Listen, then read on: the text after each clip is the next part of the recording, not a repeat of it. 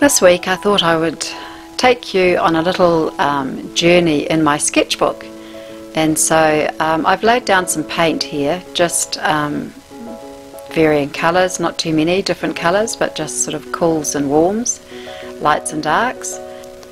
And the collage I've collected together is they're photocopies of taken from photos that I've collected. Some of them are just pattern, and one of them is a photocopy of a diagram, and that's a little butterfly that I'm putting on there, and that's a sort of thicker bit of paper which has got a pattern on it, and it's a darker piece. So I'm using the collage to give me some light areas on this in this sort of loose composition, and now I'm using line, and I am trying to link the left side of the page with the right side, and so I'm trying to create something that your eye can take a journey from one part of the composition to another, still using the same colours that are in the composition. I'm not introducing any new colours here.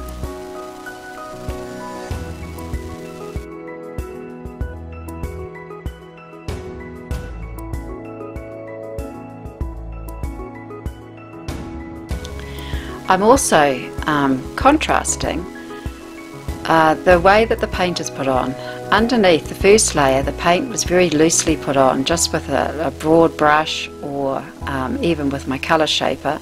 Now I'm using a finer brush and this straight edge, and I'm being much more careful about the way that I'm putting on the paint, because it's different to the very loose way that I had put the paint on previously. Okay, introducing some drawing, and now I'm using a black pencil, and I have done some sort of squiggly drawing down the bottom, and there I'm writing some words, and now I'm coming back in with some paint, trying to carry that green colour around the top of the painting. Thinking about values here, I'm trying to introduce something really dark on this side of the composition.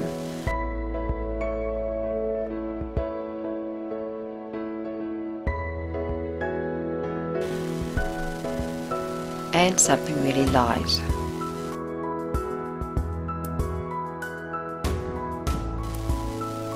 But the beauty of painting is that if you don't like something, you can just paint straight over the top of it, and this is what I do with this paint.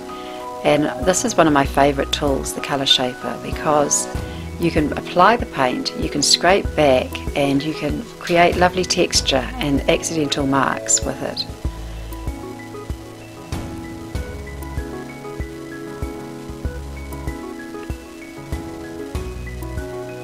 So I'm just playing around with using the same colours, not introducing anything new, and just creating shapes, trying to lead the eye around the composition, and building up layers and texture on the surface.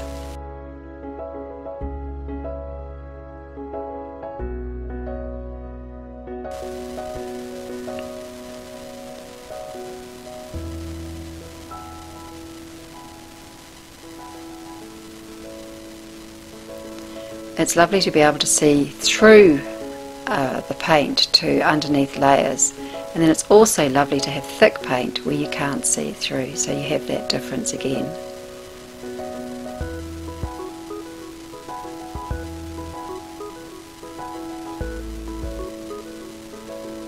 And I like combining drawing with painting as well, especially here, because it kind of relates to the diagram that it's sitting next to.